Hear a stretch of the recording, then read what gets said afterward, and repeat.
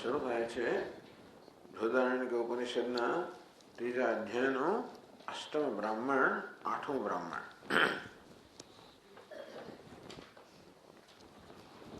એમાં વળી ગાર્ગી વાચક નવી પ્રશ્ન કરવા ઉપસ્થિત થાય છે. એક વાર એને પ્રશ્ન કર્યો અને એને શાંત કરી દેવામાં આવી હતી ધમકી સાથે કે જો વધારે પ્રશ્ન પૂછીશ તારું મસ્તક ધરતી જુદું થઈ જશે. એટલે પછી ઉદ્દાલક આરોણી એમણે પ્રશ્ન કર્યા, એ શાંત થઈ ગયા. હવે બૃહદારણ્યક ઉપનિષદમાં આઠમા બ્રાહ્મણમાં કહે છે,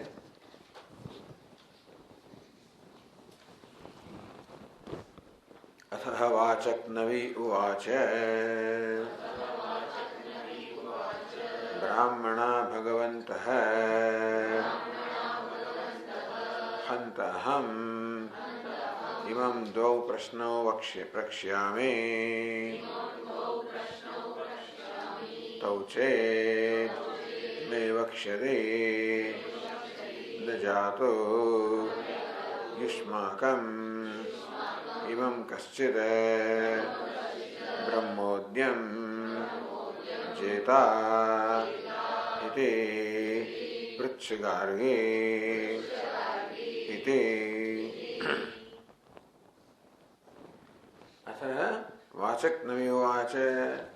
ઉદ્દાલક આરોણી જયારે શાંત થઈને બેસી ગયા ત્યારે વાચક નવીએ ઉભી થઈને કહ્યું, બ્રાહ્મણા ભગવંત હે ભગવંત બ્રાહ્મણા હે પૂજ્ય બ્રાહ્મણ.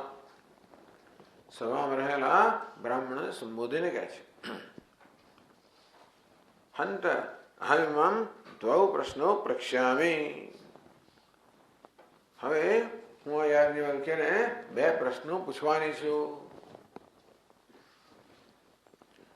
તૌ ચેત મેં વક્ષ્યતિ, જો યાજ્ઞવલ્ક્ય મારા બે પ્રશ્નના ઉત્તર આપી શકશે, ન જાતો યુષ્માકમ એવમ કશ્ચિત યુષ્માકમ એવમ બ્રહ્મોદ્યમ કશ્ચિત જેતા તો તમારો જો મારા બે પ્રશ્નો ઉત્તર આપી શકશે તો તમારામાં કોઈ પણ આ બ્રહ્મવાદીને વાદમાં હરાવી નહીં શકે. પોતે જાહેર કરે કે જો મારા પ્રશ્ન ઉત્તરમાં છે તો અહીં આ સમયમાં કોઈ એવું નથી જે હવે આ બ્રહ્મવાદીને આ બ્રહ્મવાદની અંદર હરાવી શકે, તે જીતી શકે. આ પ્રકારે પ્રશ્ન પૂછતા પહેલા ગાર્ગીએ સભાની આજ્ઞા માંગી. પૃચ્છ ગાર્ગી હતી. ત્યારે બ્રાહ્મણ કહ્યું કે હે ગાર્ગી, જરૂર તું પ્રશ્ન પૂછ. તો પહેલા ગ્રંથકાર આ કંડિકા સમજાવે છે. તો ચાલો આપણે જોઈએ 223 પાના પર 325 શ્લોકથી ગાર્ગી બ્રાહ્મણાનુમતિમ યાચતે. ગાર્ગી બ્રાહ્મણોની અનુમતિની યાચના કરે છે.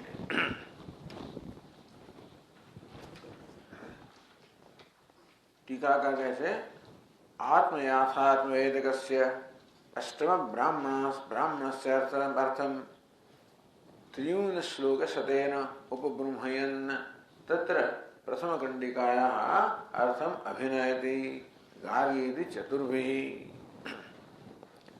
આત્મયાથાત્મ વેદકસ્ય અષ્ટમ બ્રાહ્મણસ્ય. આજે આઠમું બ્રાહ્મણ છે એ કેવું છે? આત્મયાથાત્મ વેદકમ. આત્માના યથાર્થ સ્વરૂપનું વેદક છે, બોધક છે. આત્માના યથાર્થ સ્વરૂપનું બોધક જે અષ્ટમ બ્રાહ્મણ છે. તસ્ય અર્થમ ત્રિયુન શ્લોક શતેન. ત્રિયુન 3 ઓછા શ્લોક એટલે 100 શ્લોકો. 100 માં 3 ઓછા 97 શ્લોકમાં. એટલે ગ્રંથકાર આ બ્રાહ્મણને સૌથી વધારે મહત્વ આપે છે. ત્યાં સુધી તો ચર્ચાઓ થઈ બધી એ પણ થઈ, પણ હવે 97 શ્લોકોની અંદર આ અષ્ટમા બ્રાહ્મણની અંદર જે કહેવામાં આવ્યું છે એને વિસ્તારથી કહે છે. તત્ર પ્રથમ કંડિકાયાः. આમ અષ્ટમ બ્રાહ્મણની વ્યાખ્યા કરવા તૈયાર થયેલા આ ગ્રંથકાર પ્રથમ કંડિકાયાः અર્થમ અભિનયતિ.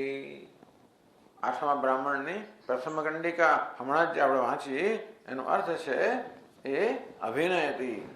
અર્થ કહીને આપણને કહે છે. ગાર્ગી ચતુર્ભિઃ. પહેલા 4 શ્લોકોમાં આ પ્રથમ કંડિકાનો અર્થ છે એ આપણને કહે છે.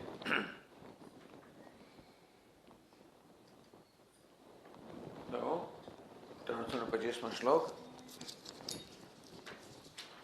ગાર્ગી વાચક નવી વિપ્રાન તત એતદુવાચ સા હંત વિપ્રાવચો મેદ્ય ભગવંતોત્ર સંગતાઃ શૃણુતાહમિમં વિપ્રાઃ પૃચ્છામિ દ્વાવનિંદિતૌ.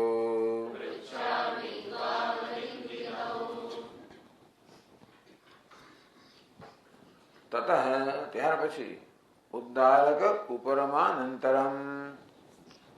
ઉદ્દાલક એમને જયારે પોતાના પ્રશ્નોના સંતોષજનક ઉત્તર પ્રાપ્ત થયા એટલે શાંત થઈને બેસી ગયા. ત્યાર પછી વાચક નવી વચકનું સુતા. વચકનું ઋષિની પુત્રી વાચક નવી. ગાર્ગી વાચક નવી એની અટક કહેવાય. ગાર્ગીનું નામ છે ગાર્ગી વાચક નવી. વચકનું ઋષિની પુત્રી ગાર્ગી જે છે. વિપ્રાન એતદુવાચ સા. એતદ્વચ વિપ્રાન પ્રતિ ઉવાચ. વચકની પુત્રી ગાર્ગીએ આ બ્રાહ્મણો સમય પ્રત્યે આ પ્રકારના વચનો કયા. કિમ કયા વચન કયા? તો કહે છે હંત વિપ્રા વચો મેદ્ય ભગવંતોત્ર સંગતાઃ. અત્ર સંગતાઃ વિપ્રાઃ ભગવંતઃ. અત્ર સંગતાઃ આ સભામાં ઉપસ્થિત થયેલા સંવેતાઃ વિપ્રાઃ. આ સભામાં એકત્રિત થયેલા જે બ્રાહ્મણો છે. ભગવંતઃ પૂજાશાલિનઃ બધા પૂજનીય. આ સભામાં એકત્રિત થયેલા બધા પૂજનીય બ્રાહ્મણો. યુએમિદમ મદ વચઃ શૃણુત. હે પૂજનીય બ્રાહ્મણો, મારું આ વચન આપ સાંભળો. કેવું? ઇદમ કિમ? કયું વચન? તો કે શ્રુત અહમ ઇમમ વિપ્રાહ પૃચ્છામિ દ્વૌ અનિંદિતૌ. એ બ્રાહ્મણો, હું દ્વૌ અનિંદિતૌ પ્રશ્નો પૂછામી. બે અનિંદિતૌ, જે નિંદા યોગ્ય ન હોય, જે પ્રશંસનીય હોય. હવે હું આ યાજ્ઞવલ્ક્યને બે પ્રશંસનીય પ્રશ્નો પૂછીશ. અથવા તો અત્યંત કઠિન પ્રશ્નો પૂછીશ. યાજ્ઞવલ્ક્યને અત્યંત કઠિન પ્રશ્નો બે પૂછવાની છે.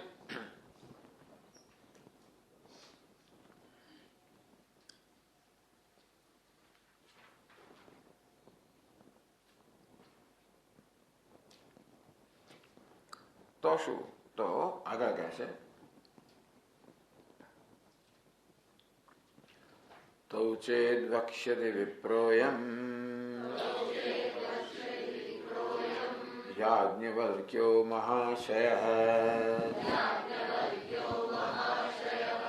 કદાચિત કોપી નૈવામું જેતુમ યુષ્માસુ સંભવેર.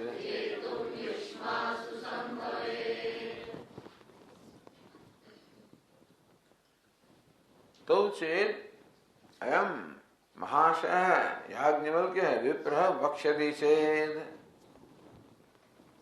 તો મત પ્રશ્નો, એ બે મારા પ્રશ્નો જે છે, અયમ યાજ્ઞવલ્ક્ય મહાશય. આશય એટલે અંતઃકરણ. મહાશય મહાન અંતઃકરણ વાળા, અર્થાત મહામતી.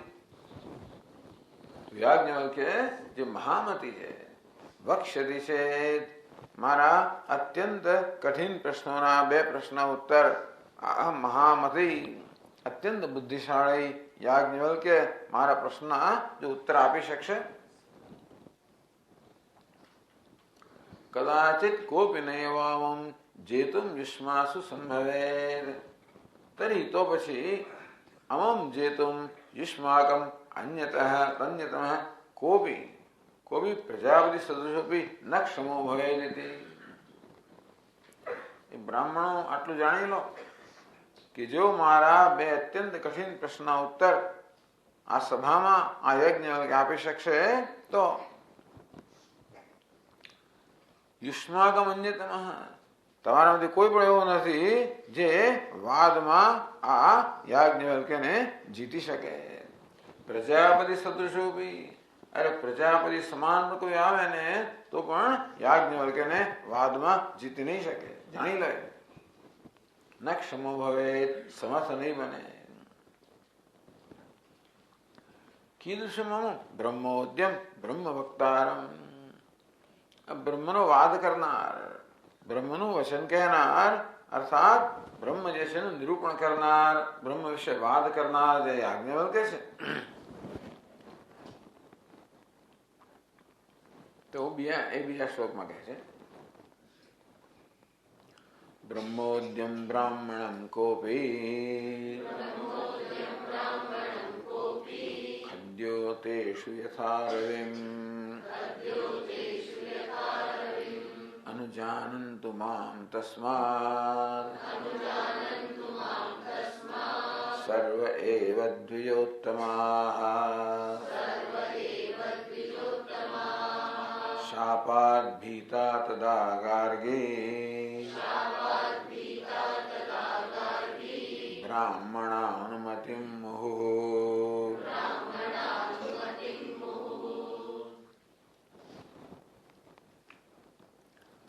બ્રહ્મોદ્યમ બ્રાહ્મણમ, આ બ્રહ્મવક્તારમ, આ બ્રહ્મવક્તા, બ્રહ્મ વિષયનો વાદ કરનાર, બ્રહ્મ વિષયનો શાસ્ત્રાર્થ કરનાર, બ્રહ્મ વિષયનું જ્ઞાન ધરાવનાર આ જે બ્રાહ્મણ છે,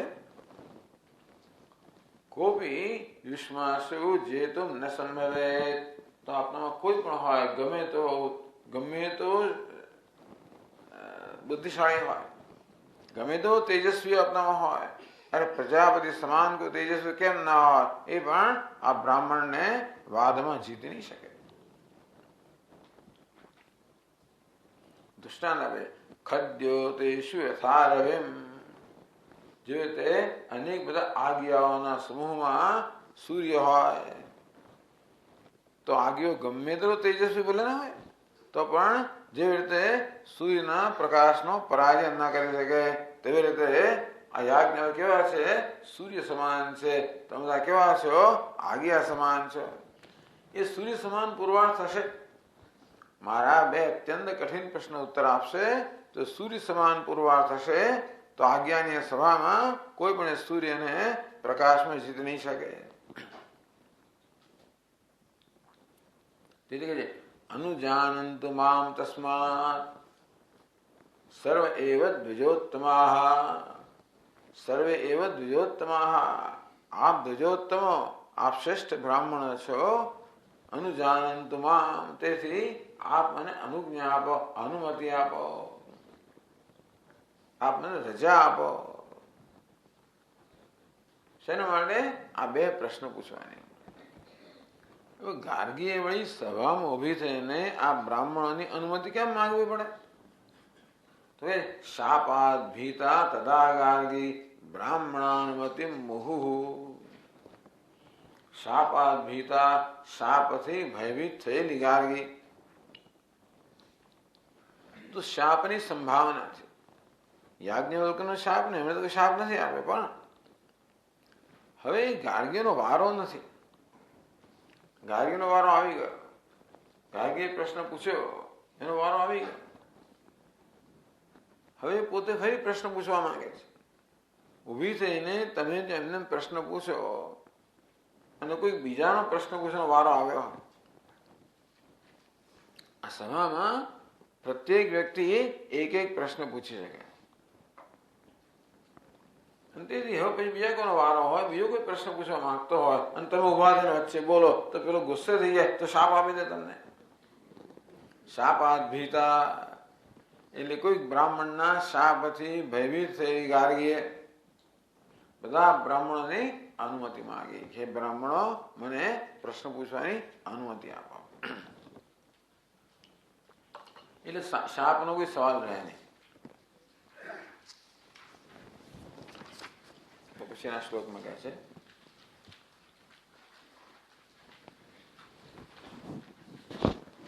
બ્રાહ્મણ અનુજ્ઞા પ્રાર્થના હેતુમાં. શા માટે અહીંયા કહે છે બ્રાહ્મણોની અનુમતિ લેવાનું પ્રયોજન શું છે? શાપાદ ભીતા, શાપથી ભયભીત થયેલી. એ કહે છે ટીકાકાર કશ્ચિત પ્રશ્નોદ્યતો મામ પૃચ્છન્તીમ સ્ત્રિયમ મત્વા મા શપેદિતિ શંકાવિષ્ટા સતી ગાર્ગી. કશ્ચિત પ્રશ્નોદ્યતો, ઉદ્દાલક આરોહી શાંત થઈ ગયા. હવે પ્રશ્ન ઉદ્યત, ટૂંકમાં પ્રશ્ન પૂછવા તૈયાર થયેલો આ સભાનો બીજો કોઈ બ્રાહ્મણ હોય. મામ પૃચ્છન્તીમ સ્ત્રિયમ, હું એકદમ ઊભી થઈને પૂછું તો મને સ્ત્રી જાણીને મત્વા મા શપેદ, મને શાપ આપી દેતો, એવું ના થવું જોઈએ. શંકા આવિષ્ટા સતી, આ પ્રકારની શંકા જેના મને ઉત્પન્ન થઈ છે એવી ગાર્ગીએ વિપ્રાજ્ઞામ પ્રાર્થિતવતી, એણે વિપ્રોની આજ્ઞાનો પ્રાર્થના કરી. એ જ કહે છે 328 શ્લોકમાં પ્રાર્થયામાસ પૃચ્છેદે લબ્ધાનુજ્ઞાતિધીધના પપ્રચ્છયાજ્ઞવલ્ક્યં તં ઇદમાભાષ્ય સંસદે.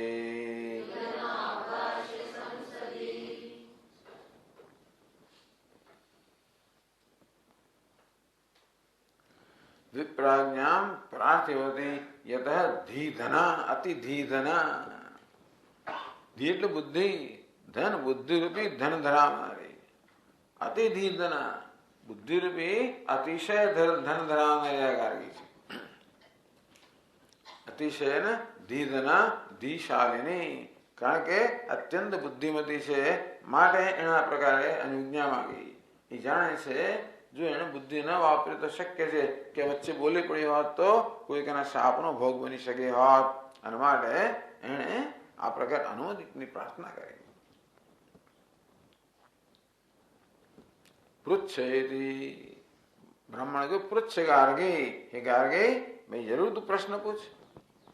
ઇતિ લબ્ધા અનુજ્ઞા, જેને અનુજ્ઞા કે અનુમતિ પ્રાપ્ત થઈ છે.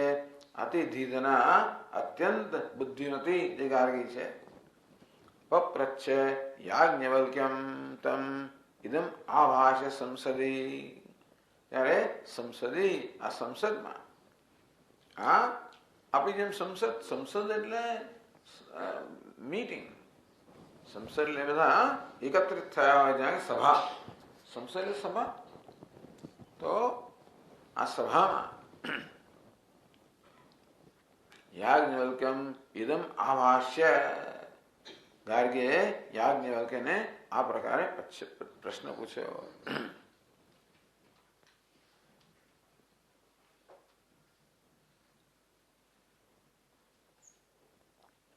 ઇદમ પપ્રચ્છ, આ પ્રશ્ન પૂછ્યો.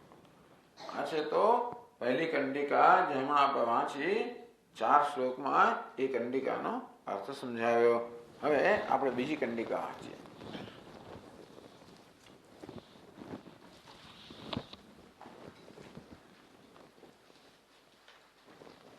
દ્વિતીય કંડિકાર્થમ ચતુર્વિંશત્યા ઉપગૃહયન. આ બીજી કંડિકા છે, એનો અર્થ ગ્રંથકાર 24 શ્લોકોમાં વિસ્તારથી સમજાવે છે.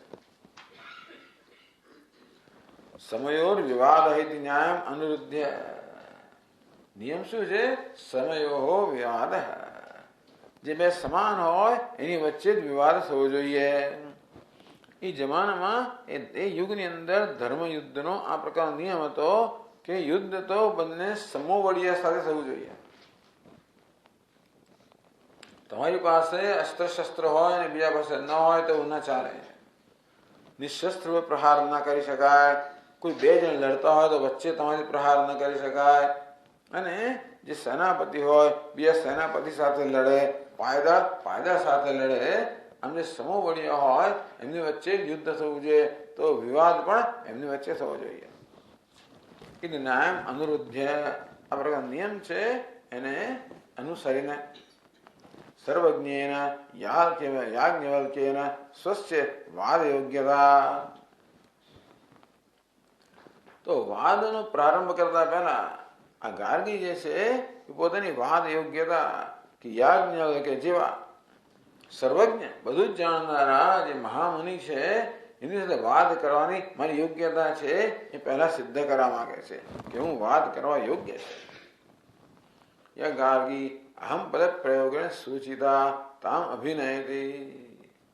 હું એમ કહીને જે ગાર્ગીએ નિર્દેશ કરેલો પોતાનો, એ ગાર્ગી હવે કયા પ્રકારના પ્રશ્નો કર્યા? પ્રસિદ્ધ હતી 18 શ્લોકમાં. તો આખી કંડિકાનો અર્થ 24 શ્લોકમાં સમજાવે છે. પણ કેવી રીતે ગાર્ગી પોતાની યોગ્યતા સિદ્ધ કરે છે એ 18 શ્લોકમાં કહે છે. બહુ લાંબુ કહે છે, ટૂંકમાં 18 શ્લોક એટલે 50 જેવી ગ્રંથકારની ઈચ્છા.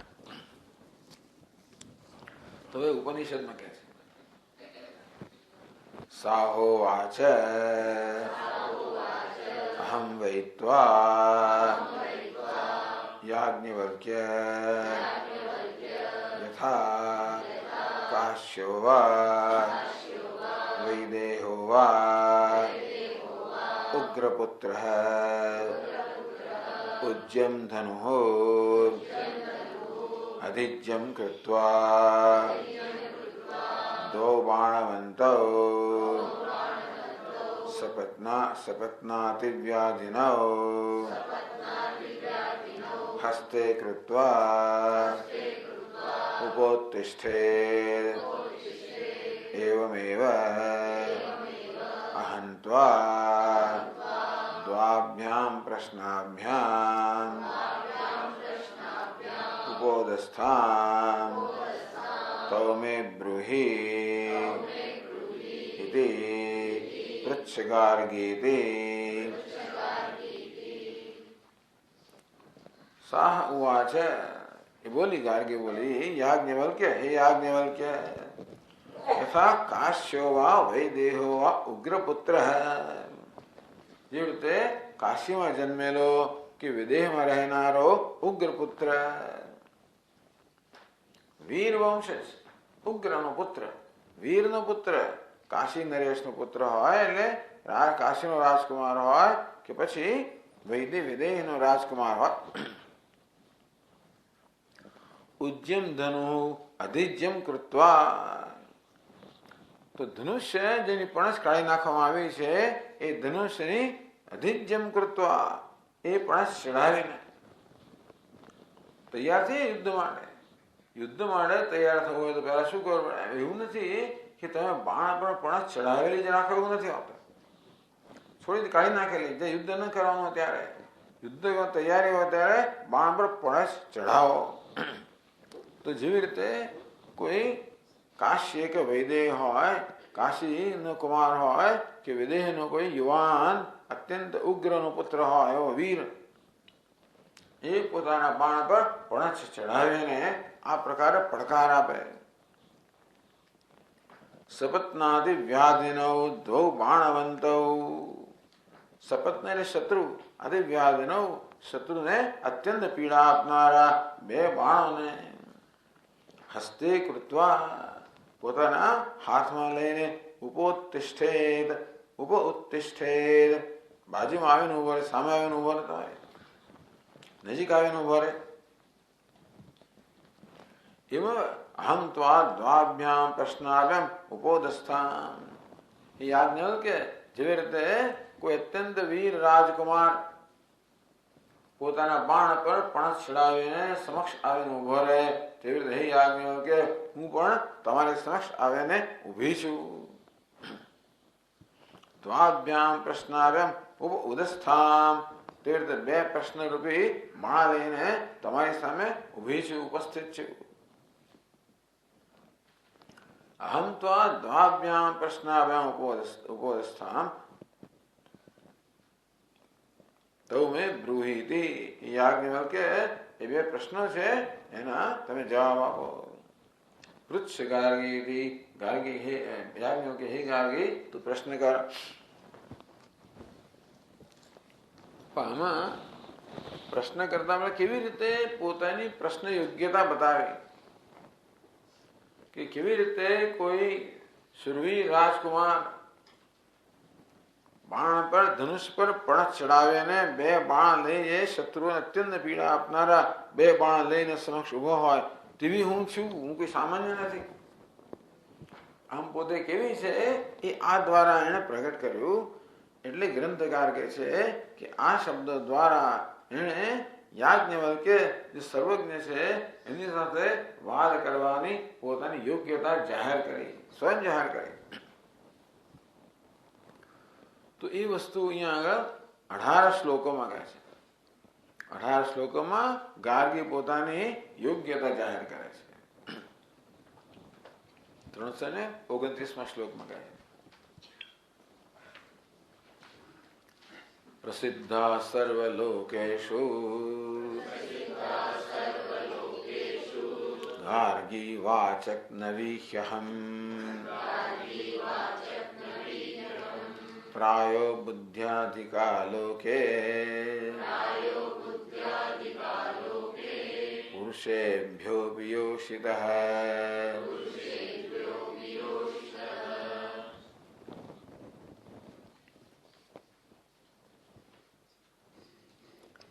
हे मुने भवान अभी प्रसिद्ध है. हे मुनि याज्ञवल्क्य आप तो अत्यंत प्रसिद्ध छो. अहम सर्वलोकेषु गार्गी वाचक निवेदी सर्वलोकेषु प्रसिद्ध अहम अपि. तो हूँ पण अहम अभी प्रसिद्ध. आप જેમ પ્રસિદ્ધ છો યાજ્ઞવલ્ક્ય એ પ્રકાર હું પ્રસિદ્ધ છું. કેવી? તો ગાર્ગી ઇતિ પ્રસિદ્ધ સર્વલોકેષુ, હું પણ સર્વત્ર ગાર્ગી એ પ્રસિદ્ધ છે.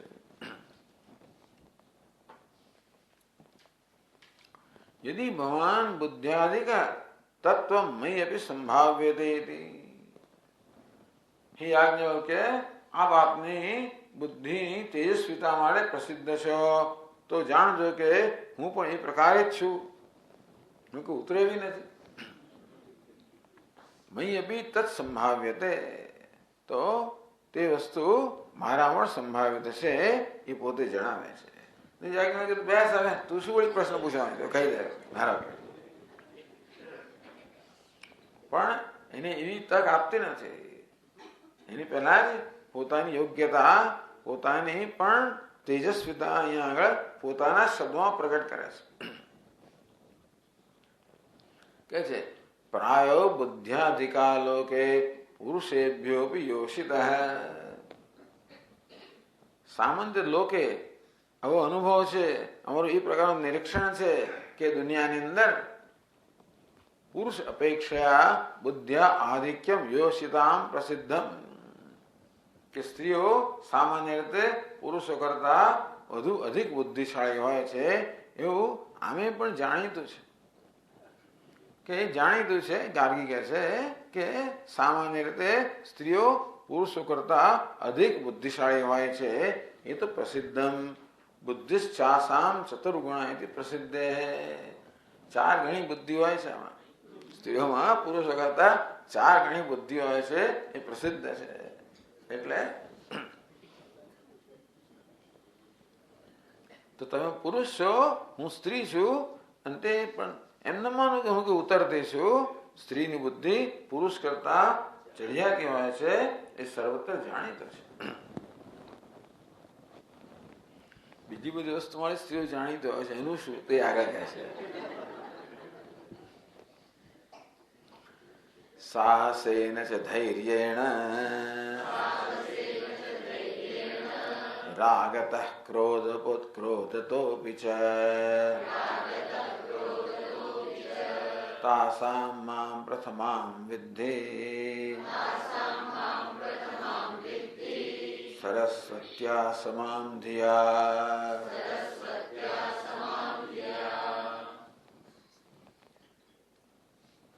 સાહસાદિ ચતુષ્ટેન ચ અધિકા. આ 4 ગુણો પણ સ્ત્રી પુરુષ કરતા અધિક હોય છે. કયા 4 ગુણો છે? સાહસમ અવિવેક, સાહસ કરવું જોયા કર્યા વગર ઝંપલાવવું, એનું નામ સાહસ કહેવાય. જોયા કર્યા ઝંપલાવવું એટલે અવિવેકની અંદર પણ સ્ત્રીઓ ચઢિયાતી હોય છે. ધૈર્યેણ, ધૈર્યની અંદર ધીરજમાં પણ એ લોકો ધીરજ એમના વધારે હોય છે. રાગતઃ, રાગ એટલે રાગ કે દ્વેષ કે કામના, એ રાગની અંદર કામનાઓ પણ સ્ત્રીઓ ચઢિયાતી હોય. ખૂબ બધી ઈચ્છાઓ કરનારી, ખૂબ બધી કામનાઓ કરનારી.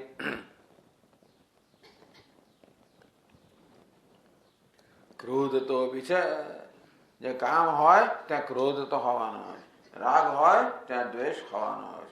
આમ કામ અને ક્રોધમાં, અવિવેકમાં અને ધૈર્યમાં આ 4 ગુણો પણ સ્ત્રીઓ પુરુષો કરતા ચડિયાતી છે કે વધુ ધરાવનારી છે. એ વાત પ્રસિદ્ધ છે. તાસાં માં પ્રથમાં વિદ્ધિ. આ પ્રકારે સ્ત્રીઓ તેજસ્વીઓ છે. એવી તેજસ્વી સ્ત્રીઓમાં પણ જાણજો કે હું પ્રથમ હરોળની છું, સૌથી આગળ છું, સૌથી પહેલી છું. મામ પ્રથમાં વિદ્ધિ. તાસાં બુદ્ધ્યાદિ નિરૂપિતા આધિક્યશાલિની નામ મધ્યે. બુદ્ધિ વગેરે જેની વાત કરવામાં આવી એ બધા અધિકતામાં પણ જે એ બધામાં પ્રથમ ગણેને મામ વિદ્ધિ, હું પ્રથમ હરોળમાં આવું છું. એટલે બીજી 5 નોંધમાં કહે છે ન તો અવિવેક રાગ ક્રોધેષુ ભાવ. યાજ્ઞવલ્ક કે ભલે સ્ત્રીઓ બીજી બધી વસ્તુ માટે પ્રસિદ્ધ હોય, અવિવેક માટે, રાગ માટે, દ્વેષ માટે, એમાં નહીં. એવા પ્રકારના હવે દુર્ગુણો મારામાં રહ્યા નથી. એવી સ્ત્રી સહજ ગુણો મારામાં રહ્યા નથી. એને તો મેં વિજય પ્રાપ્ત કર્યો છે. સ્ત્રી પેલા બધામાં ચડિયાતી છે, એનું શું? તો કે એ મારામાં નથી. પણ બુદ્ધિમાં જે ચડિયાતી હોય એ બુદ્ધિમત્તા મારામાં છે. એટલે બુદ્ધ્યાદિ નિરૂપિત આધિક્યશાલિની નામ મધ્યે प्रथम गणेन बुद्धिया प्रथम गणनीया माम विद्धि. પ્રથમ ગણનામાં આવું છું, ફર્સ્ટ રેન્ક, પહેલી ગણના મારી થતી હોય છે. બુદ્ધિમતી સ્ત્રીઓમાં મારી ગણના સૌથી પહેલી થતી હોય છે. કેમ? સરસ્વત્યા સમામ ધિયા. હું કેવી છું? ધિયા સરસ્વત્યા સમામ. મામ વિદ્ધિ. બુદ્ધિમાં હું સરસ્વતી સમાન છું. અને તેથી બધી સ્ત્રીઓમાં બુદ્ધિમતી સ્ત્રી તરીકે મારી પ્રથમ ગણના થાય છે. આમ જણાવે યાજ્ઞવલ્ક્યને કે તમે કોઈ સામાન્ય વ્યક્તિ સાથે ચર્ચા કરી રહ્યા નથી, તમે કોઈ સમાન સાથે ચર્ચા કરી રહ્યા છો.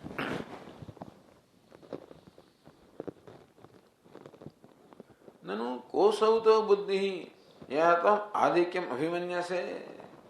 હી ગાર્ગી, કયા પ્રકારની બુદ્ધિ તારામાં છે જેને કારણે તું તારી જાતને બીજા બધા કરતા ચડિયાતી માને છે? આમ તો બુદ્ધિમાં ચડિયાતી હોય તો બુદ્ધિમાં તારી બુદ્ધિમાં શું વિશેષતા છે? ચાલો સ્ત્રીઓ બુદ્ધિમતી હોય પણ તારી બુદ્ધિમાં શું વિશેષતા છે જેને કારણે બીજી સ્ત્રીઓ કરતા પણ તું ચડિયાતી માને છે? આમ સ્ત્રી હોવાને કારણે પુરુષ કરતા ચડિયાતી માને છે એ પ્રસિદ્ધ છે. પરંતુ સ્ત્રીઓમાં પણ હું પ્રથમ હરોળની છું, પ્રથમ છું એવું માનવાનું કારણ શું? તારી બુદ્ધિમાં એવી તો શું વિશેષતા છે? ઇતિ ચેદ, જો આ પ્રકારનો પ્રશ્ન હોય છે, તત્વધિ એવ ઇત્યાહ. તત્વધિ તો કે બુદ્ધિ તો ખરી, વ્યવહારિક કે લૌકિક તો બુદ્ધિ ખરી, હું તત્વજ્ઞાન ધરાવનારી છું. તો મારી બુદ્ધિની વિશેષતા એ છે કે હું તત્વજ્ઞાન ધરાવનારી છું, જે બધી સ્ત્રીઓ ધરાવનારી ના હોય. એ વાત કરે છે પછીના શ્લોકમાં. અહમ પશ્યામિ વિપ્રેન્દ્ર જગદેતદ પૌરુષમ નપુંસકમહં તદ્વત અહં સ્ત્રી ચ પુમાનહં.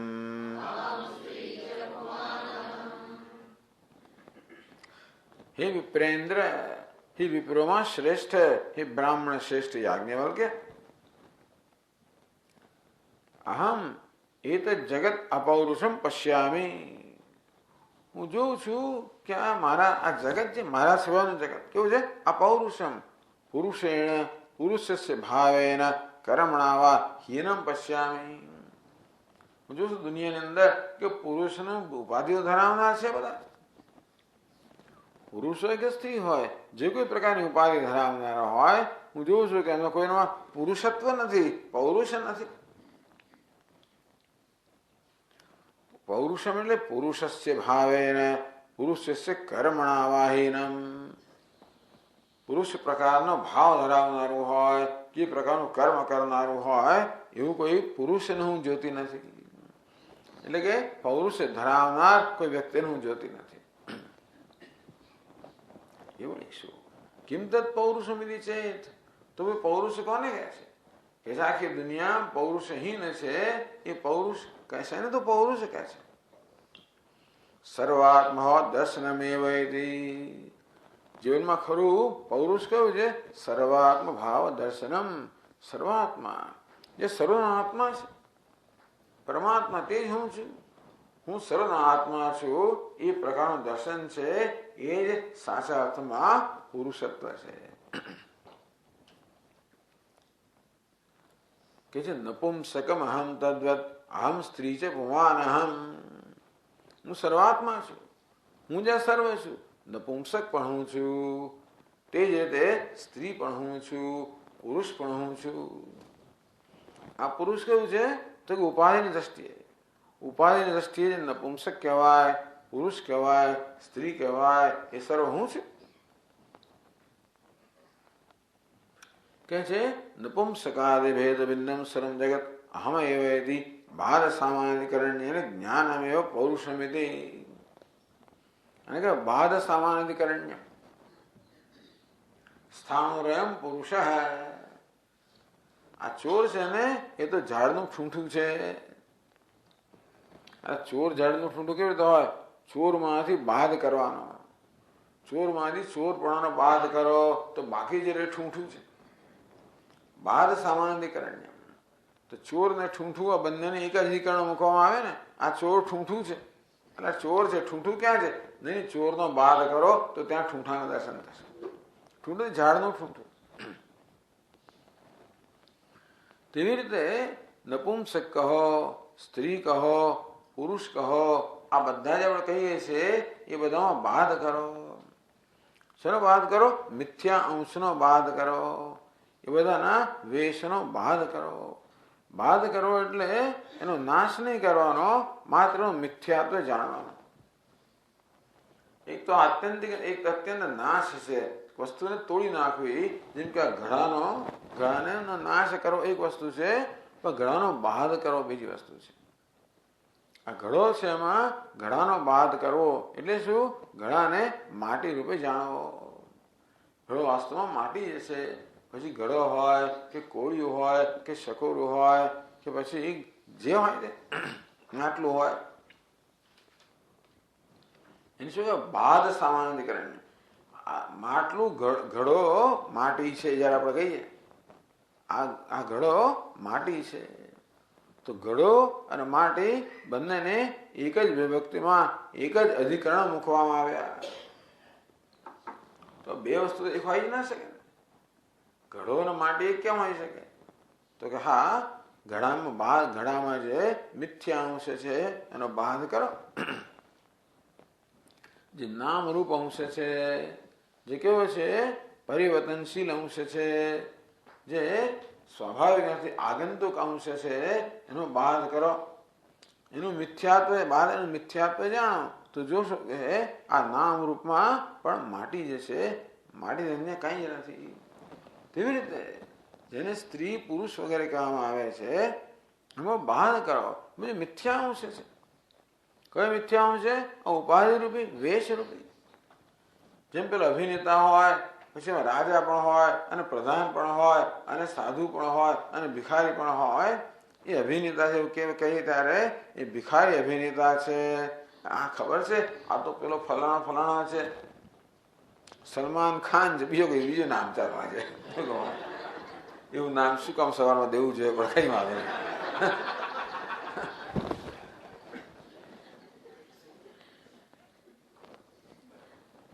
પણ તો બહાર થાય. શેનો બહાર થાય? ભિખારીનો બહાર થાય તો અભિનેતાનું જ્ઞાન થાય. બાદ બુદ્ધિમાં થાય. એનો વેશ તમે ન પણ કાઢો, એ ભિખારીની અંદર પણ એવા લક્ષણો હોય છે જે પેલા અભિનેતાના લક્ષણો છે.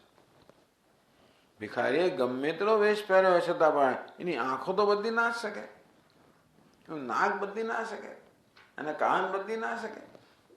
આ વસ્તુ કેવી છે? બદલાયા વગરનો અંશ છે. એ તો એનો જ રહેવાનો, ગમે તે પ્રકારના વેશ ધારણ કરે તો પણ. તેથી એ અંશને ઓળખી જાઓ.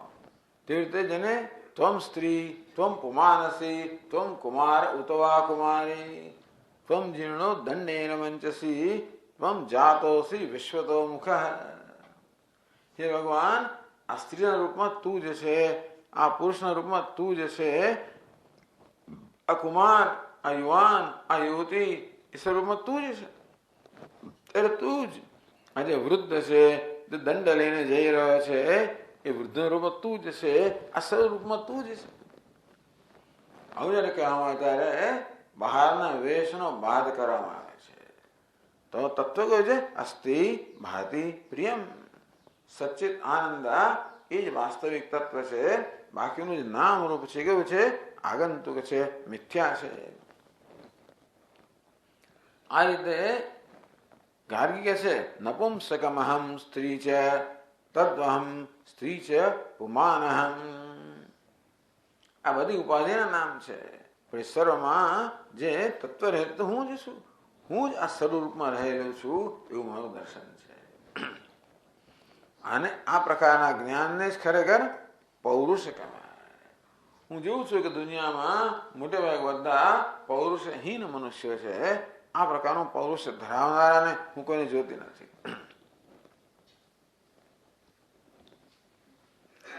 એક પહેલી પાદ નોંધમાં કહેવામાં આવ્યું તાતસ્સિકોપોયમેતિ બ્રુવાણા ક્ષારમ જલમ કા પુરુષા પિબંધીતિ પ્રસિદ્ધેન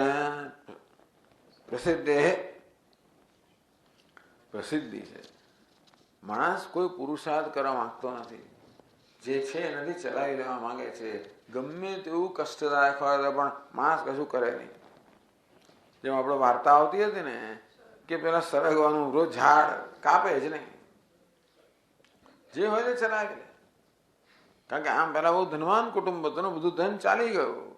પણ લોકમાં કઈ શાક નોકરી કરવા જવાય નહીં, બીજું કઈ વેચાય નહીં. તેથી અમે અનેવા જ છીએ એટલે લોકોમાં બતાવવાના માટે રોજ સવારના પરમાં વહેલી અંધારામાં એ વૃક્ષ પરથી સરગવા ઉતારે, એકદમ વહેલો બજારમાં જાય અને વેચે. એમને જે મળે એમાં પોતાનું ગુજરાન ચલાવે. વર્ષોમાં કાઢી નાખ્યા. એ બધો હિંમતનો અભાવ છે, સાહસનો અભાવ છે. તેવી રીતે તાતસ્સિકોપોયમેતિ બ્રુવાણા, ગમે તો નવો કૂવો ખોદવો નથી, જે કૂવો ખોદેલો છે એમાંથી જ પાણી પીએ છે. ક્ષારમ જલમ કા પુરુષા પિબંધી, અત્યંત ખારું પાણી છે. આ કૂવાનું પાણી અત્યંત ખારું થઈ ગયું છે અને છતાં પીધે રાખે છે. કેમ? આ તો અમારા પિતાનો કૂવો છે ભાઈ, એમ કહીને જે પુરુષાર્થ કરવો જોઈએ એ પુરુષાર્થ કરતા નથી. એની પ્રસિદ્ધ આવું કેવા લોકો આવા હોય છે, પુરુષાર્થ રહિત. અનિતિશય આનંદસ્ય અવ્યવહિતત્વેપી, તેવી રીતે અનિતિશય આનંદ, નિરતિશય આનંદ, તો અનંત આનંદ છે. તસ્ય અત્યંત અવ્યવહિતેપી, એવો અનંત આનંદ છે, અવ્યવહિત છે. એની મારી વચ્ચે કોઈ અંતર જ નથી. વ્યવહિત, વ્યવધાન એટલે અંતર. કોઈ વચ્ચે કોઈ પણ આડખીલી નથી, કોઈ પણ અંતર નથી. અનંત આનંદ મારી વચ્ચે કોઈ પ્રકારનું અંતર નથી. અંતોય પણ શોકાદિ સંસાર ધર્માવિષ્ટમ આત્માનમ અવગચ્છત. અંતોય માણસ કોઈ પ્રયત્ન ના કરે અને આ શોકાદિ સંસાર ધર્મ, શોક મોહ જરા મૃત્યુ શનાયા પીપાસા, આ પ્રકારના સંસાર ધર્મ છે એમાં જ ડૂબેલો રહે. આમાંથી મુક્ત થવાનો અને આનંદ જે અત્યંત નજીક પોતાનું સ્વરૂપ છે એને પ્રાપ્ત કરવાનો પ્રયત્ન ના કરે. પુંસ્ત્વમ શંકાસ્પદમ એ વૈદિક સ્પષ્ટમ, આ વ્યક્તિનું પુંસ્ત્વમ અને પુરુષપણું છે અત્યંત શંકાસ્પદ છે. એટલે પૌરુષ શબ્દ અત્યંત જુદી રીતે વાપરે છે. કોને પૌરુષ કહેવામાં આવ્યું? સર્વાત્મ ભાવ દર્શન. આ જે સર્વાત્મ ભાવ છે એનું દર્શન કરવું એ જ મુખ્ય અર્થમાં પૌરુષ છે. અને લોકો એવો પુરુષાર્થ કરતા નથી. હું જોઉં છું મોટે ભાગે જગત કેવું છે, પુરુષાર્થહીન છે. એટલે અજ્ઞાની માણસને પૌરુષહીન કહે. પછી કહે છે ઉક્ત પૌરુષ વ્યતિરેકે નપુંસકત્વમ સ્ત્રીત્વમ વા પર્યવસ્યતિ. તો માણસનો પૌરુષના તો શું હોય ત્યારે? કે નપુંસક હોય કે સ્ત્રી હોય. તો અજ્ઞાની મનુષ્ય આવો છે, પૌરુષ રહિતનો છે, આવો છે. એ 4 શ્લોકોમાં કહે છે. અયમેવ પુમાન યોષિત નાહમ પીન પયોધરા યતસ્વસ્માत् પરસ્તસ્ય પતિરસ્તિ સ્ત્રિયા યથા કામક્રોધાદિભિસ્તદ્વત ભુજગૈર્ભુજ્યતે પુમાન અજ્ઞો વારાંગના તુલ્યઃ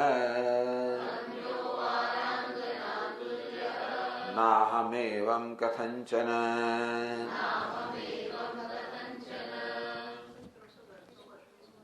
રહી ગયો? હા, 332 રહી ગયો ભાઈ. નપુંસક પુમાન જ્ઞેયઃ यो न वेत्ति हृदि स्थितं पुरुषं स्वप्रकाशं तम् आनंदात्मानमव्ययम्।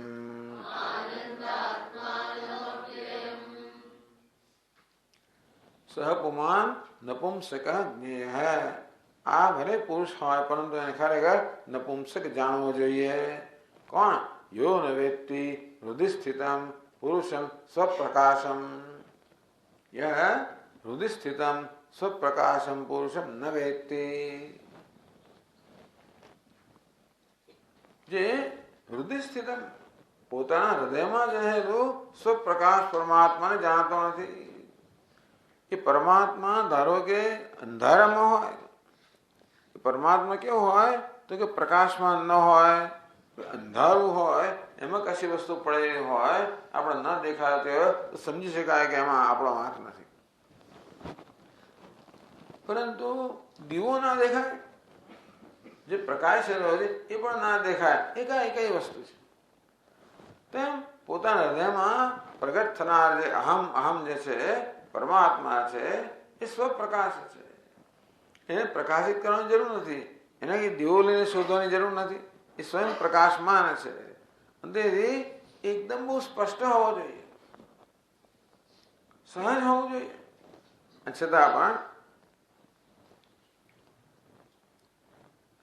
સ્વપ્રકાશમ પુરુષમ, એક પુરુષ છે પરમાત્મા, તમ આનંદાત્માનમવ્યયમ, જે આનંદ સ્વરૂપ છે। ચાલો સ્વયં પ્રકાશ હોય તો અમને શું પડી છે? આપણે એમ કહીએ કે ભલે બી પરમાત્મા રહ્યો, ભલે મારા હૃદયમાં રહ્યો, ભલે પ્રકાશમાં, તો મને એમાં શું? તો કે નહીં, આનંદાત્માનમ। મનુષ્યને એક જ વસ્તુમાં રસ છે, આનંદમાં રસ છે। ભગવાનમાં પણ આપણને એટલામાં રસ છે કે ભગવાન આનંદ સ્વરૂપ છે। ભગવાન પણ જો ક્રોધી હોત તો કોઈ એની પાસે ગયું ના હોત। અખંડજી મહારાજ હંમેશા આ વાત ઉદ્ધૃત કરે કે ભગવાન નારાયણ પણ જો આંસુ બની જાય તો લક્ષ્મીજી છોડીને જતી રહે। તેવી રીતે ભગવાન પણ જો આનંદ સ્વરૂપ ના હોત, પ્રેમ સ્વરૂપ ના હોત, એનો સૌંદર્ય સૌહાર્દ્ય આ બધું ના હોત તો કોની પાસે જાય?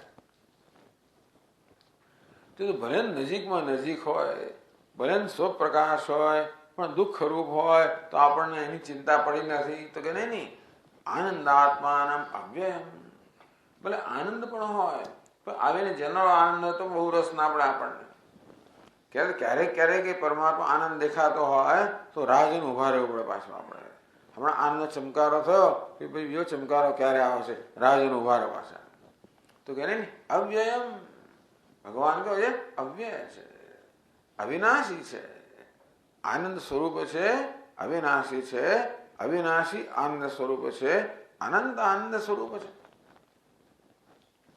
એ નજીકમાં નજીક છે પાછો, હૃદય સ્થિતમ, હૃદયમાં અહમ અહમ એ જ પ્રકાશી રહ્યો છે। યો વેદ નિહિતમ ગુહાયામ પરમે વ્યોમન સોષ્ણતે સર્વાન કામાન સહ બ્રહ્મણા વિપશ્ચિતાયતિ। યો વેદ નિહિતમ ગુહાયામ, આ હૃદય ગુહાની અંદર જે નિહિત છે, સ્થાપિત છે, રાખેલો છે, એ જેને આત્મરૂપે જાણે છે એ સંપૂર્ણ આનંદની, એ પોતે બ્રહ્મ બની જાય છે, બ્રહ્મ રૂપે સર્વ આનંદ સ્વરૂપ બની જાય છે।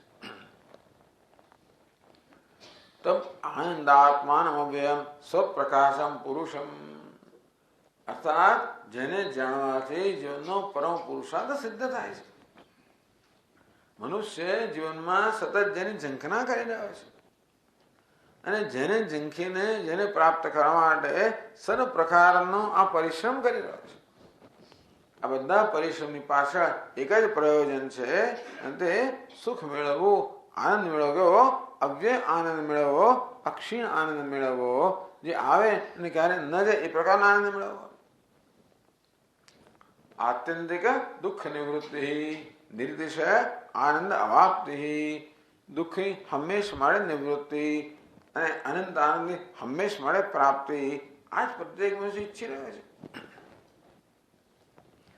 એ વસ્તુ તો નજીકમાં નજીક છે, આપણું પોતાનું સ્વરૂપ જ છે, અને છતાં પણ યો ન વ્યક્તિ એ જાણતો નથી, એને પુરુષ કહેવાય જ નહીં, એ તો નપુંસક જ કહેવો જોઈએ.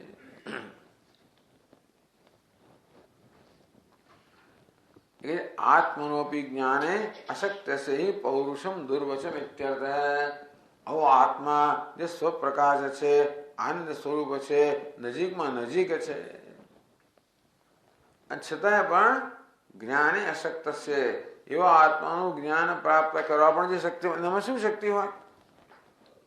આવો નજીકમાં નજીક છે, સ્વપ્રકાશ છે, આનંદ સ્વરૂપ છે, એવા આત્માનું જ્ઞાન તો સરળમાં સરળ હોવું જોઈએ. જે જ્ઞાન માટે કોઈ પ્રકારનો પ્રયત્નની જરૂર જ ના હોય, જેમાં ઇન્દ્રિયોની પણ જરૂર ના હોય, તો જગતના પદાર્થોનું જ્ઞાન પ્રાપ્ત કરવું હોય તો ઇન્દ્રિયોની જરૂર પડે, મન બુદ્ધિની જરૂર પડે, કારણ કે પર પ્રકાશ છે, સ્વપ્રકાશ નથી, આના માટે કશી જરૂર ના પડે. અને છતાં પણ એવા જ્ઞાન માટેમાં પણ જે અશક્તિમાન હોય, પૌરુષમ દુર્વચમ, એનો પૌરુષ છે એ કહેવું અત્યંત કઠિન છે. તો પેલા આ કહ્યું, પછી કહે છે ઉક્ત જ્ઞાનહીનસ્ય સ્ત્રીત્વમ સ્પષ્ટયતિ. આ જ્ઞાન જેમાં નથી એ સ્ત્રી છે એ કહ્યું. તો પછી ફરી વાંચીએ 333 શ્લોક. અયમેવ પુમાન યોષિત નાહમ પીન પયોધરા યતસ્વસ્માत् પરસ્તસ્ય પતિરસ્તિ સ્ત્રિયા યથા. અયમેવ, અયમ એટલે અગ્નિ, અયમેવ અગ્નિ પુમાન, આ અજ્ઞાની મનુષ્ય છે, યોષિત એ સ્ત્રી છે. તો એનું કારણ શું? પારતંત્રેણ સ્ત્રી સમત્વાદ ઇત્યર્થ. એ પરતંત્ર છે, સ્ત્રી હંમેશા પરતંત્ર છે એવું કહેવામાં આવ્યું. મારે સ્ત્રીનું રક્ષણ કરવું જોઈએ. જ્યારે એનો વિવાહ ન થયો તો પિતાનું રક્ષણ કરે, પછી લગ્ન પછી પતિ રક્ષણ કરે, અને પછી પુત્ર રક્ષણ કરે. તો કે સ્ત્રી કેવી હંમેશા નાસ્ત્રી સ્વાતંત્ર્ય મર્હતિ એવું કહેવામાં આવ્યું. સ્ત્રીને ક્યારે પણ સ્વતંત્રતા હોતી નથી. આમ જે પરતંત્ર, હું એવી નથી, આ તો જે પરતંત્ર એની વાત કરો છો. નાહમ, હું એમ નથી. અને ગાર્ગી અત્યંત યુવાન વયની હોવી જોઈએ. નાહમ પીન પયોધરા, પીન પય ધરાવનાર, પયોધર ધરાવનારી એવી હું આવી સ્ત્રી નથી. ભલે સ્ત્રીની ઉપાધિ હોય, પણ હું સ્વભાવથી સ્ત્રી નથી. સ્ત્રી કોને કહેવાય? જે પરવશ હોય, પરતંત્ર હોય. યત સ્વસ્માત પરસ્તસ્ય, કારણ કે તસ્ય પતિ સ્વસ્માત પરઃ, એનો પતિ જે છે એના કરતા અન્ય છે, અને પતિના વશમાં છે. બે વસ્તુ. તો સ્ત્રી કોને કહેવાય? જેનો પતિ હોય, જેનો પતિ એના કરતા બીજો હોય, અને જે પતિના વશમાં હોય એવી જાતની. બસ તો આ જે અજ્ઞાની મનુષ્ય છે આવો જે છે, કેવો છે? પરવશ છે. કારણ કે એ પરવશ એટલા માટે છે કે અજ્ઞાની છે, અને એટલા માટે હંમેશા પોતાની જાતને હીન માનતો હોય, પોતાની જાતને અસહાય માનતો હોય. એ પ્રકારની અસહાયતાથી, પરવશતાથી પીડાતો અજ્ઞાની મનુષ્ય છે એ દ્રષ્ટિએ સ્ત્રી સમાન છે.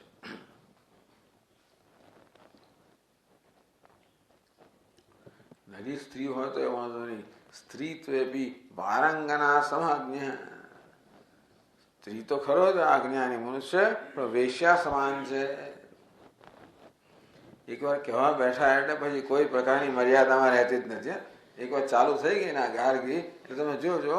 એટલે આ ગ્રંથકારની જે કઈ વિશિષ્ટતા હોય પણ, એટલે આ સ્ત્રીત્વેપી વારાંગના સમૂહ અજ્ઞ, અજ્ઞાની મનુષ્ય તો વારાંગના સમાન છે.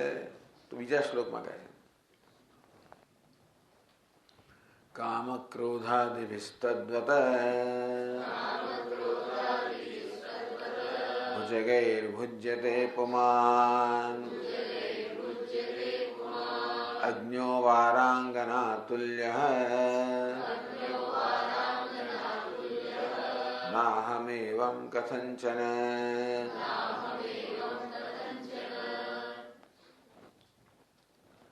तद्वत् अयम अग्नि पुमान काम क्रोधादिभिः भुजगैः भुज्यते। तो વારાંગના કોને કહેવાય? બીજા જેને ભોગવતા હોય એને વારાંગના કહેવાય. તેવી રીતે અજ્ઞાની મનુષ્ય હંમેશા બીજા લોકો ભોગવે છે. કામ ક્રોધાદિભિ ભુજગૈઃ, ભુજલે સર્પ, કામ ક્રોધાદિભિ ભુજગૈઃ. આ કામ ક્રોધ વગેરે, કામ ક્રોધ લોભ વગેરે આવેગો છે એ શરીર ભુજંગ સમાન છે, સર્પ સમાન છે. અથવા ભુજગાહ વેશ્યા પતય એવો અર્થ કર્યો. ભુજગાહ ભોગવનારા એટલે વેશ્યાના પતિઓ.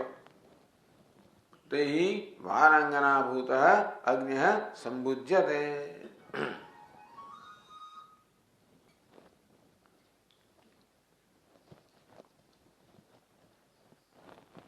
ભુજ્યતે પુમાન, આ પ્રકાર અજ્ઞાની મનુષ્ય પણ એને પણ ભોગવવામાં આવે છે.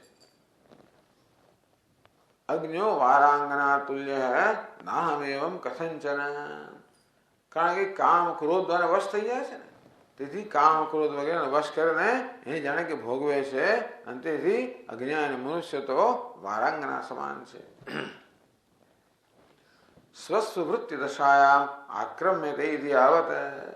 જ્યારે કામ જન્મે, ક્રોધ જન્મે, લોભ જન્મે, ત્યારે આ વૃત્તિઓ આવીને આક્રમણ કરે અને તે રીતે એ વારાંગના સમાન છે. સ્વસ્મિન તદ વ્યતિરેકમાં, પોતાનામાં આ પ્રકાર વારાંગના પણ નથી કે છે ના હવે એવમ કથંચન. હું મારા ટૂંકો કામ ક્રોધ વગેરે બધા પ્રકારના આવેગથી મુક્ત છું અને માટે હું આ વારાંગના સમાન નથી જેવો અજ્ઞાની મનુષ્ય હોય છે. હું પરતંત્ર નથી, કે હું સ્વયં પરમાત્મા પરમેશ્વર છું. એટલે હું સ્વયં ઈશ્વર હોવાના કારણે હું તો સમગ્ર જગત પર રાજ્ય કરનારી છું. એવું ખરું છે. જેને આ પ્રકારનું જ્ઞાન છે, જેને બ્રહ્મ સાથે પરમાત્મા સાથે ઐક્ય છે, પરમાત્મા બ્રહ્મવેદ બ્રહ્મયો ભવતી. જે પરમાત્મા જાણે એ પરમાત્મા જ બની જાય. પરમાત્મા સમગ્ર જગતનો અધિષ્ઠાન છે અને તેથી સમગ્ર અધિપતિ છે. એટલે હું તો સ્વતંત્ર છું અને માટે કોઈ સ્ત્રીની પરતંત્રતા મારામાં નથી. અને કોઈ પ્રકારના અજ્ઞાન ના હોય એટલે પછી વિપરીત જ્ઞાન પણ ના હોય. એટલે અવિદ્યા, અસ્મિતા, રાગ દ્વેષ. અજ્ઞાન તો અસ્મિતા હોય, તો ઉપાધિમાં અહંભાવ હોય, અહમ બુદ્ધિ હોય, અહંકાર હોય, તો રાગ હોય, દ્વેષ હોય, આ બધા દુર્ગુણો હોય, બધા આવેગો હોય. અને તો પછી એવા આવેગો તો માણસ ક્યારેક ને ક્યારેક આવેગોનો વશ થયા જ કરતો હોય છે. જ્યાં સુધી આવેગો દેખા ન દે ત્યાં સુધી બરોબર છે, બધું બરોબર લાગે આપણને. પરંતુ આવેગ જયારે આવે ત્યારે માણસ બદલાઈ જતો હોય અને વશ થઈ જતો હોય છે. અને એ રીતે અત્યંત પરવશ છે, જાણે કે પેલા આવેગોને ભોગવી ન રહ્યા હોય. તો કે નાહમ કથંચન, અજ્ઞાન ન હોવાને કારણે કોઈ પ્રકારના આવેગો સર્વ આવેગથી મુક્ત છું અને કોઈ રીતે હું આ વારાંગના સમાન નથી.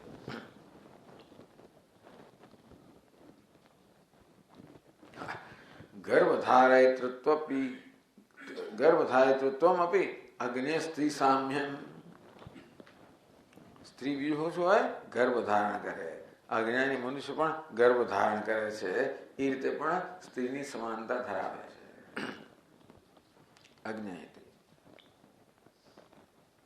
પછીનો શ્લોક કહે છે અજ્ઞો ગર્ભમ દધાત્યત્ર ધાતુમ સપ્તમમાતુરઃ કાલેન પુરુષેણાસૌ સંયુક્તા લલના યથા.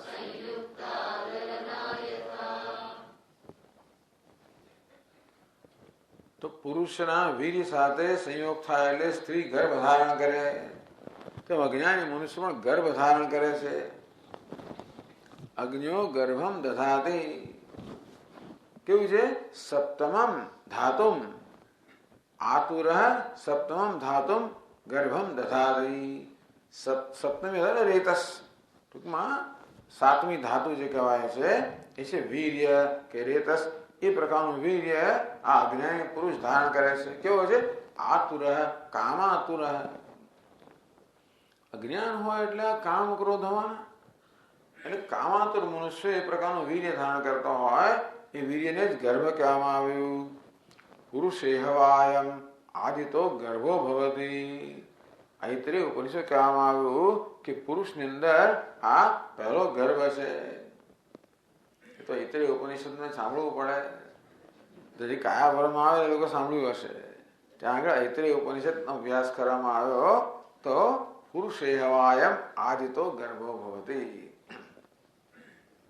આ બિચારો અજ્ઞાની મનુષ્ય છે ને એ કેટલી જગ્યાએ પસાર થાય છે. એના 3 જન્મ થાય છે. તો પહેલા એ પુરુષના શરીરમાં ગર્ભ રૂપે રહે છે. પુરુષના શરીરમાં જે વીર્ય છે એ જ ગર્ભ છે. એટલે પુરુષ વીર રૂપી ગર્ભ ધારણ કરે છે. અને સ્ત્રીમાં સિંચન કરે ત્યારે એનો પહેલો જન્મ થયો. તો પછી માતા રૂપમાં બીજા ગર્ભ રૂપે આવે. પછી માતા જયારે જન્મ આપે ત્યારે બીજો જન્મ થયો. અને પછી આ દેહમાંથી વિદાય લે ત્યારે ત્રીજો જન્મ થયો. એ રીતે આ જીવાત્માનો સંસાર છે એનું વર્ણન આઈત્રેય ઉપનિષદમાં કરવામાં આવ્યું, જે બહુ વર્ષો પહેલા આપણે અહીં પણ કરી ગયા. યાદ ના હોય પણ પુરુષે હવાયમ આદિતો ગર્ભો ભવતી. તો કામાતુરની વાત કરીએ એટલે પહેલી પાદમાં કહે છે વિના કામનામ શુક્રસ્ય અધોગતિ ન સંભવતી. જો કામના ન હોય શુક્રની અધોગતિ ન થાય. આતુરસ્યવ તદ નિસ્સરણલિંગ તદ ઉપજની જ્ઞાયતે. જે કામાતુર હોય એના જ વીરની એ પ્રકારની અધોગતિ થાય. કેચિત્તુ નિષ્કાનામ શુક્રમ ન ઉપજાયતે ઓજો સુદિત મન્વતે. કેટલા માને છે કે જે કામના રહિત છે એમને તો ઓજસ ઉત્પન્ન થાય છે, શુક્ર જન્મતો જ નથી. એટલે કામ આતુરની વાત કરી, કામ આતુરની વાત કરી. તો આજે 7મી ધાતુ છે રેતસ, એને ગર્ભ રૂપે ધારણ કરે છે. તો ગર્ભ કોણ ધારણ કરે? સ્ત્રી ધારણ કરે. અજ્ઞાની પુરુષ કેવો હોય છે? કામ ક્રોધથી આતુર હોય, કામાતુર હોય, અંદરથી એ વીર્ય રૂપી ગર્ભ ધારણ કરે છે.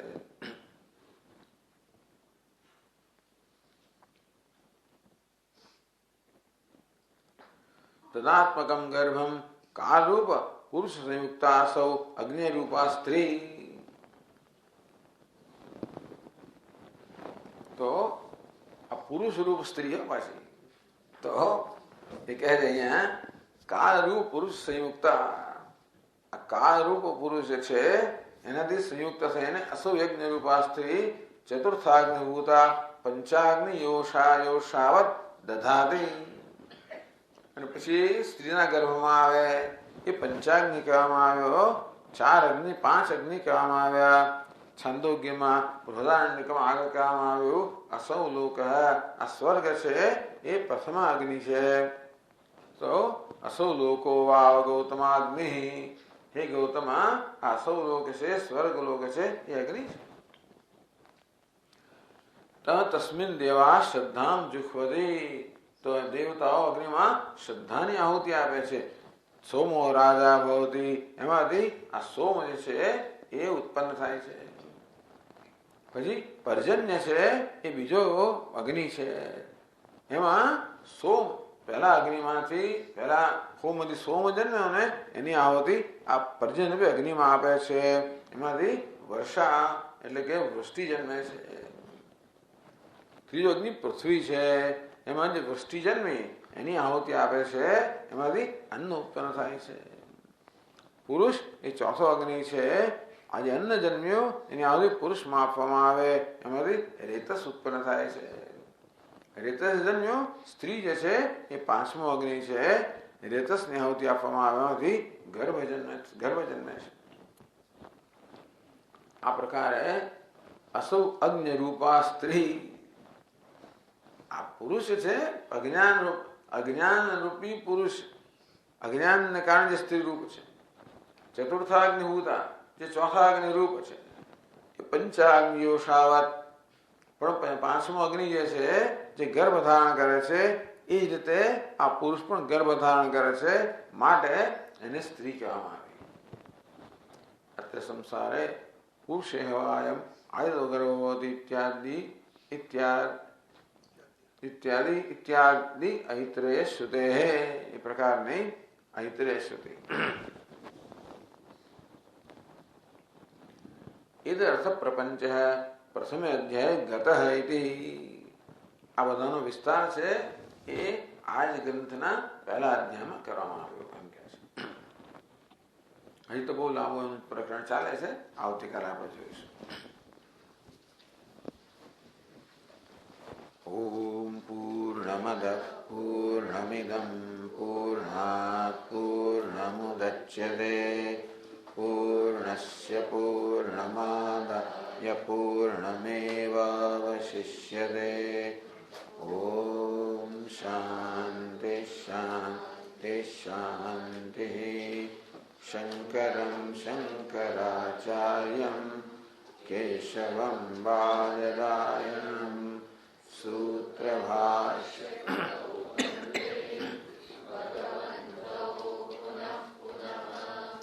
ઈશ્વરો ગુરુરાત્મેતિ મૂર્તિભેદ વિભાગિને